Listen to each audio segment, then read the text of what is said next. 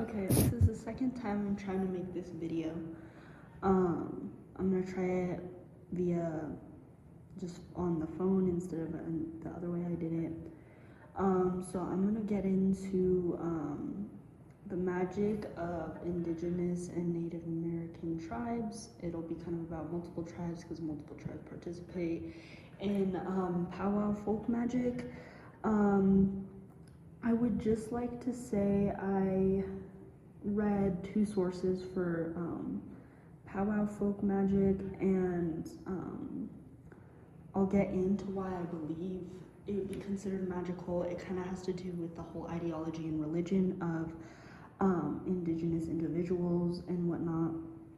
So the first source was the Office of Indian Affairs, circular number 1665, April 26, 1961, and it states the sun dance and all other similar dances and so-called religious ceremonies are considered Indian offenses under existing regulations, and corrective penalties are provided. I regard such restriction as applicable to any religious dance which involves the reckless giving away of property, frequent or prolonged periods of celebration, impact any disorderly or plainly excessive performance that promotes situations, cruelty, licentiousness, idleness, danger to health, and shiftless indifference of family welfare. And so that quote from the Office of Indian Affairs, basically it's the government regulating what's okay to do and what's not okay to do. And there's these affairs all around the world, but it's basically stating that they're not allowed to connect in indigenous dancing, and those indigenous dances are called powwows. It is very important to understand that this completely disregards religious beliefs when it comes to indigenous tribes and whatnot. But let's get into why they might have told them that this form of sun dance, which is a powwow dance, is not okay. So my personal belief is that they did consider it magical because it was a form of religion. So to begin to understand magic, we need to get like a definition of what it would be considered to be magical. So I'm gonna pull the direct definition from Oxford Language, and that definition is the power of apparently influencing the course of events by using mysterious or supernatural forces. And that's by Oxford Languages. And that basically says like anything that's not directly influencing you. And so that could be interpreted as religion influencing you, and this is their form of religion. It's influencing their movements, it's influencing their culture, it's their belief system. So it's kind of dumb to compare it to paranormal activity, but some people say it exists, some people don't say it exists. But the people that believe that paranormal activity exists would consider it magical because it's unworldly, it's not from this world, or whatnot. But yes, there's been like proof, semi-proof, ARG films and whatnot that can display proof of these paranormal activities, whereas a lot of the times they are make-believe, they're not real. But it's your mind, it's your belief that it could be there, that's what's magical, that's what's influencing you. So it could be technically argued that these dances and their beliefs that are influencing the dancers are the magic, and that's what's creating magic. And it's weird that they would tell them to stop too if they didn't believe that it was a problem. Another quote is by Hatton, and it's page 197, and this one is also about powwows as well, and it kind of is describing what a powwow is. Let's see. In his discussion of song types with cut-across tribal styles. Heterzog cited as example songs of the ghost dance, hiding game, animal stories, and love songs. He also suggested that songs of the sun dance and peyote cult would be added to this list after further research, which was confirmed in a part by McAllister, 1949, study of peyote music.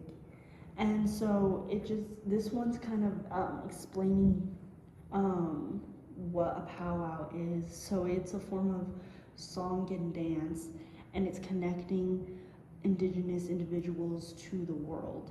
So, and powwow is considered a type of folk magic.